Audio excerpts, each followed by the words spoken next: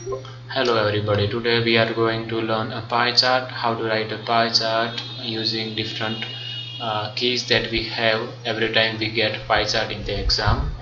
And question आप यहाँ पे देख सकते हैं कि तीन पाई चार्ट्स है for three different years 1981, 91 and 2001 जो कि है टोटल स्कूल स्पेंडिंग के बारे में। एक यूके की स्कूल है जो उसके स्पेंडिंग के बारे में दिए गए हैं तीन पाई चार्ट्स। यहाँ पे हमें की दी गई है जो कि डिफरेंट कलर डिनोट्स करती है ऑफ डिफरेंट स्लाइसेस, जो कि आप देख सकते हैं yellow for insurance, maroon for teachers salaries, furniture and equipment के लिए ग्रीन है एंड पर्पल दिया गया है यहाँ पे रिसोर्सेज के लिए such as books and other kind of resources at the school. And here we have a teal color, teal, which is for other workers salaries or payments to the other workers at the school. So finally get to the question, which reads the three pie charts below show the changes in annual spending by a particular UK school in 1981, 1991 and 2001. As you know, these instructions and 150 is the word limit, but we would be writing about 180 to 190 words. So get to the introduction. Introduction में क्या करते हैं, जैसा कि आप जानते हैं हम पैराफ्रेज करते हैं डिटेल्स को by using synonyms. Never try to copy the same word from the question unless you do not have any synonym. So introduction is the provided pie charts compare the shares of different expenses in annual spending by a school in the UK for 3 years 1981, 91 and 2001. यहाँ पे question में आप देख सकते हैं, यहाँ पे ऐसा लिखा था कि बिलो सो, मगर हम जानते हैं कि यहाँ कंपेरिजन हो रही है। So we wrote provided pie charts compare the shares of different expenses. अब शेयर का मतलब क्या होता है कि अलग अलग जो उसका कंट्रीब्यूशन यहाँ पे होता है एक्सपेंसेस में, उसका वो कंपेयर करता है इस तरीके से। नाउ ओवरव्यू की अगर बात करें तो जैसा कि आप जानते हैं overview is all about writing about your overall observations by looking at the pie chart first. Okay, then overview.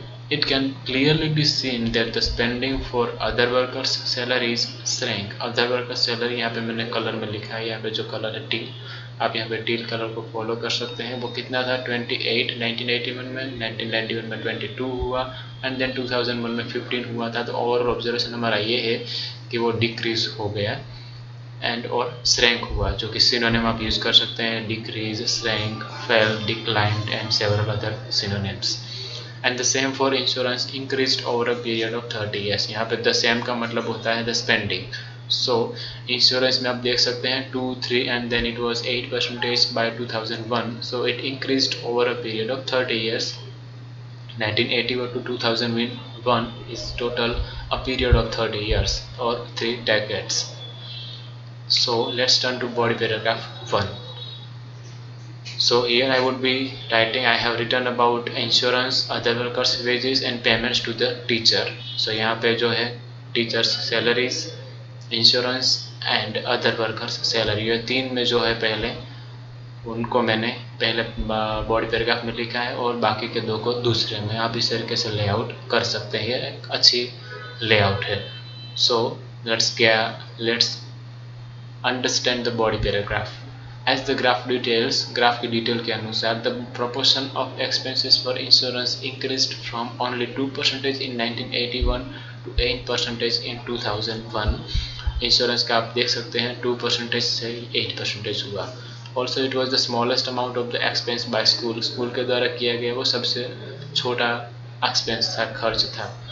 On the other hand, other workers wages, which is here till 28, 22 and 15 experienced a decrease throughout the period. Throughout the period आप देख सकते हैं यहाँ पे decrease हुआ है वो, which was 28% and 15% in 81 and 2001.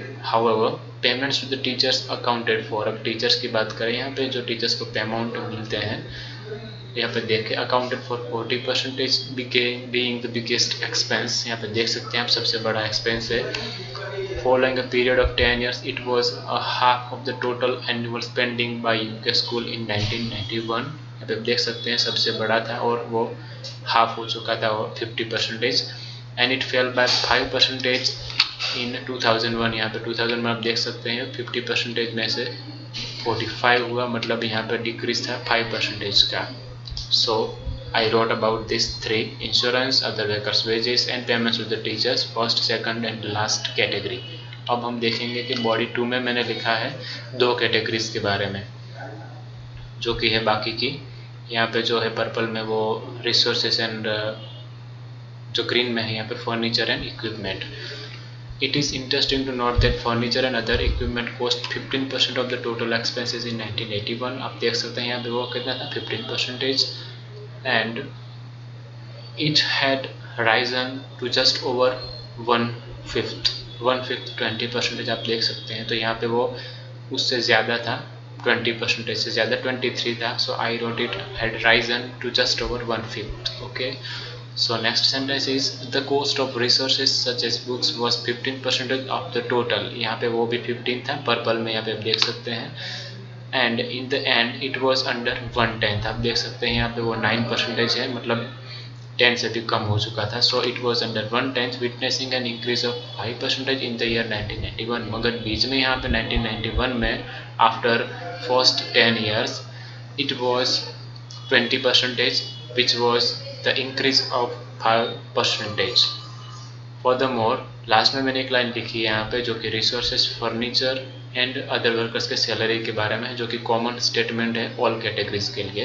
Fluctuations were observe in the expenses for resources, furniture and equipment and other workers salary. यहाँ पे देख सकते हैं रिसोर्सेज के लिए फर्नीचर एंड इक्विपमेंट यहाँ पे है जो ग्रीन में, एंड अदर वर्कर्स सैलरी जो कि है यहाँ पे, वहाँ पे फ्लक्चुएशन दिखने को मिले थे थ्रू आउट द पीरियड। सो ये कॉमन सेंटेंस है, आप इस तरीके से भी इसमें लिख सकते हैं detail.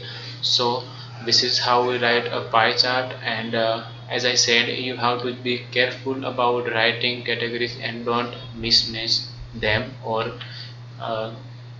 last important thing that keys you have to remember, key you have to understand the key first or you would be lost in pie charts. और आपको थोड़ा इसमें ध्यान रखना पड़ेगा कि हालांकि एग्ज़ाम में सिर्फ 2 ही पाई चार्ट्स होते हैं, 3 आते नहीं हैं, कभी कभी 4 भी आते हैं। मगर सबसे अच्छी बात यह है कि आप उसमें कैटेगरीज के अनुसार अच्छा एक लेआउट बनाकर लिख सकते हैं और बहुत ही अच्छा स्कोर आपको मिल सकता है एक अच्छे लेआउट के लिए। So I hope you understood and will see you in another lecture.